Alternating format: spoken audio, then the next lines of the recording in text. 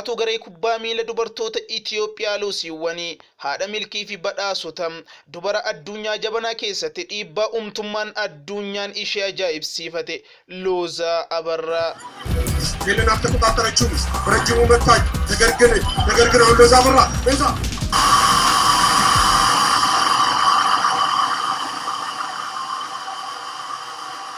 Taphattuu urjii garee kubbaa miilaa Itoophiyaa yeroo mara maqaan ishee afaan jaallattoota ispoortiitii hin buune Loozaa Abarraa haadhaa fi abbaa ishee ijoollee torba godhataniif isheen intala shanaffaadha. Kan dhalattee guddatte naannoo kibbaa magaalaa guddoo godina Alaabaa Xambaaroo kan taate Duraameetti. Obbolaa dhiiraa hangafa lamaaf quxisuu tokko qabdi. Loozaa Abarraan baay'ee daa'ima taatee ture kan jaalala kubbaa miilaatiin qabamte. Isaan boodas ijoollee dhiiraa mandara ishee waliin kubbaa miilaa taphachuu eegalte. Jaalalli isheen kubbaa miilaa kanaaf qabdu kana kan hin jedhamne Loozaan galma ga'iinsa ishee har'aa kanaaf taphni isheen dirree lalisoo kan naannawaa mana isaaniitti argamu irratti hiriyoota ishee dhiiraa waliin eegalte bu'uura guddaadha.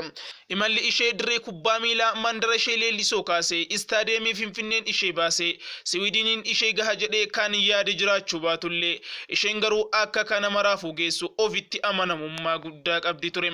Aadaan dubartootni kubbaa taphachuu hawaasa biyyattii biratti sirnaan fudhatamummaa dhabuunii fi akka wanta badaatti ilaalamu waan barbaadde yeroo fi qixa barbaadde milkeeffachuuf sakaallaa isheetti ta'anus isheen garuu hundayyuu akkaaf bakka isaatti abshaalummaa fi jabummaan kuttee keessa ceete Loozaa Abarraan. Maatiin ishee akka isheen xiyyeeffannoo ishee guutummaa guutuutti barnoota ishee irratti taasiftu fedhu turan. Hawaasni sababa hubannoo gahaa dhabuun dubarri dirree seentee dhiira faana kubbaa taphachuu kan qaaneffatu ta'us gootittiin kubbaa miilaa Loozaan garuu kana maraafuu gurra hin laanne. Hawaasa dubartiin hojii mana keessaa malee akka warra dhiiraa kan barbaade raawwachuuf hin dandeenye keessatti guddattus abjuu ishee bakkaan gahachuu irraa hin daangofne. Sababa jaalalli isaa keessa ishee jiru qofaaf kubbaa taphattee kan dhiiftu osoo hin taane kaayyoowwan jajjaboo gara fuula duraatti taphattuu biyyaaf gurra taatuu fi taphattuu piroofeeshinaalii ta'uu agartuu ishee keessatti jabeessitee bocachuun ijjannoo ishee cimsachuu eegalte.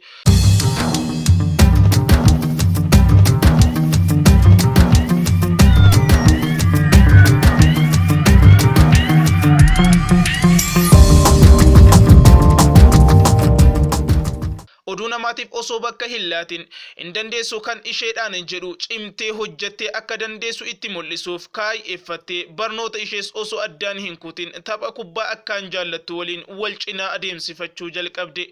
Kanumaanis erga haalawwan isheef hin mijoofne keessa teessee ciminaan kubbaa taphachuu jalqabde ga'umsa agarsiisaa dhufteen piroojeektii ispoortii godina ishee godina Alaabaa Xambaaroo seenuuf carraa argatte. Carraan kun isheedhaaf carraa salphaa hin turre. Carraa isheen jaalalaa fi fedhii tapha kubbaa miilaatiif qabduu fi dandeettii horattee itti daandii qabsiifattudha. Kaayyoowwan kaayyeffatte bira gahuudhaaf adeemsa jalqabde daandii irra akka jirtu hubatte. Leenjii achitti fudhachaa turteenis caalaatti ga'umsa ishee cimfataa dhufuun dorgommii akka naannoo kibbaatti qophaa'e irratti kubbaa miilaatiin godina ishee Alaabaa Xambaaroo bakka buutee hirmaachuuf jalqabde.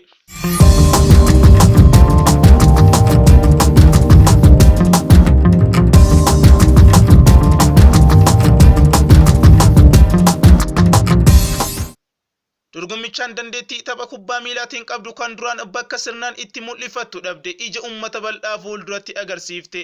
Sochii ajaa'ibaa taasifteen taphattuu cimtuu naannichaa jedhamuufis kan qaqqabde yoo taatu qalbii hawaasa hedduus hatte. Kana qofa osoo hin taane Loozaa Abarraan ispoortessitoota hedduus ija buute. Kanumaanis leenjisaa Yoosef Gabra Waldiin filamtee waliigaltee waggaa 2 mallatteessuun gara kilaba ishee jalqabaa fi adeemsa isheef bu'uura kaa'ee magaalaa hawaasaatti dhufte.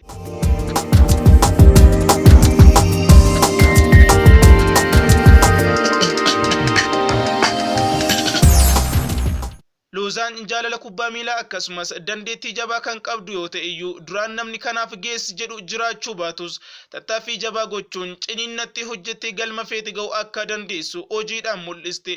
Ofitti amanamummaa duraan qabdu caalaatti jabeeffachaa dhufte. Kilaba hawaasaa keessatti turtii ishee waggoota 2 sochii jabaa gootee ga'umsa ajaa'ibaa dirree keessatti agarsiisuun gooliiwwan hedduus galchuun maqaa guddaa kan horatte yoo taatu urjii goolii galchitu kilabichaa jedhamuunis badhaasaaf geesse. turtii ishee hawaasaa waliin booda leenjisaa Asraat Abaateen filamuun waliigaltee waggaa afuriitiin gama Daddabiit kan imalte mataan taphattoota dubara Itoophiyaa Loozaa Abarraan kilaba Daddabiit waliin caalaatti milkiiwwan hedduu goonfachuu dandeesseetti. Taphattoota jajjaboo duraan jaallattuu fi dinqisiifataa turte hedduu faana carraa hiriirtee taphachuu argatte. Caalaatti ga'umsa ishee jabeeffataa dhufuun taphattuu cimtuu ta'uu ishee hundi bare.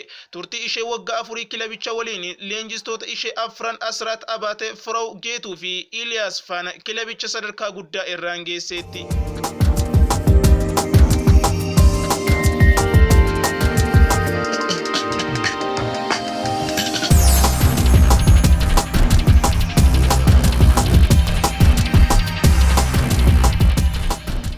Kilabicha keessatti walitti aansuudhaan waggoottan sadiif urjii goolii galchituu ta'uudhaan kan badhaafamte yoo taatu, kilabichis waggoottan sadiif walitti aansee shaampiyoona piriimeer liigii dubartoota biyyattii akka ta'uuf qooda qixa hin qabne adda durummaan gumaachite Loozaa Abarraa. Sana booda Loozaan duree garee biyyaalessaa duraanii Tuuttuu Balaay waliin shaakallii yaaleef gara Siwiidin imalte. Achis kilaboota Siwiidinitti argaman Roozaan Gaardii fi PTAF keessa shaakallii yaaleef baatii afur kan turte yoo ta'u, leenjiiwwanii fi muuxannoo garaagaraas achi argatteetti. Galma ga'iinsa isheef kan duraanii caalaa cimtee hojjechuu akka qabdu hubachuun barnoota achi argatte galaaf guduunfachuun gara biyyaatti deebite. Loozaan yeroo biraas shaakallii baatii tokkoof gara Tarkiis deemtee turte. Kunneen walitti dabalamaa dhufuun ga'umsa ishee bilcheessuun taphattuu cimtuu akka isheen taatuuf bu'uura ka'aa dhufan.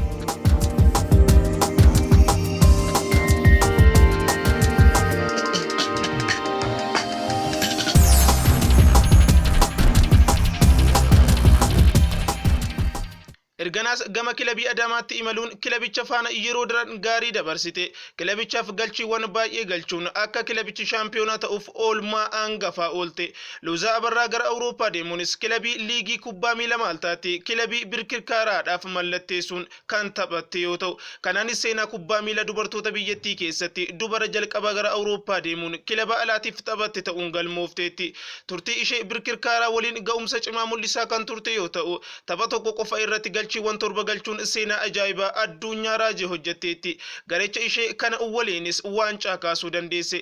Loozaa Abarraan garee biyyaalessa Itoophiyaa Luusiiwwaniif taphattu ijaajjuu yookaan sarara fuulduraa irra taphattu yoo taatu, gootitti garee fi biyya ofiitti maqaa hortuudha. Sochiin isheen dirree keessatti taasiftu jaallattoota ispoortii fi hawaasa biyyattii cufa irra deddeebiin kan boonsuudha. Loozaa Abarraa taphattuu kubbaa gara gooliitti jijjiiruuf hin rakkanne yoo taatu, taphoota gareechi biyya keessaa fi biyyaan alatti godhu hedduu irratti hangafummaan hirmaachuun galchiiwwan hedduu galchiteetti. Kanaanis gooliiwwan 23 lakkoofsisteen Luusii keessatti sadarkaa galchii goolii jalqabaa argachuudhaan olaantummaa qabatteetti. Loozaa Abarraan adeemsa aga ammaatti adeemteen haadha badhaasota hedduu kan taate yoo ta'u, isaan keessaa taphattuu cimtuu barichaa fi urjii goolii galchituu barichaa ta'uun Federeeshinii Kubbaa Miilaa biyyattii irraa, taphattuu cimtuu barichaa jedhamuun EBC irraa, nama adda duree jedhamuun godina ishee Alaabaa Xambaarroo irraa, taphoota 12 gooliiwwan 30 galchuun taphattuu galchii hedduu galchite jedhamuun liigii Maaltaa irraas badhaasa kan argatte yoo ta'u,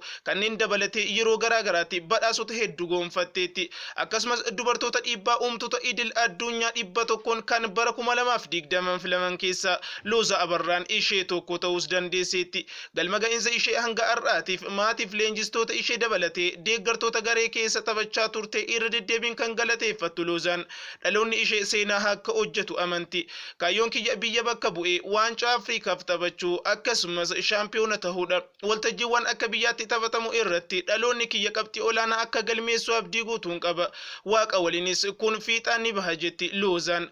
Waan tokko raawwachuun dura fedhii qabaachuun murteessaadha. Kubbaa miilaa taphachuu fedhii qabaachuu itti aansees dadhabbii malee cimanii hojjechuu gaafata. Kan biraas yoo ta'e akkasuma osoo abdii hin kutne bakka yaadamu ga'uuf cimanii hojjechuun barbaachisaa ta'uu of amansiisuun barbaachisaadha jetti. Akkasumas hojii kabajuu jechuunis naamusa ogummaan sun gaafatu guutuun fiixaan ba'iinsaaf murteessaadha jetti. Taphattuun jaalala biyyaatiin dhange'amtee fi maqaa biyya ishee addunyaa gubbaatti waamsisuuf ciminaan hojjechuu irratti argamtu urjiin taphattoota dubara garee biyyaalessa Itoophiyaa Luusii Loozaa Abarraan.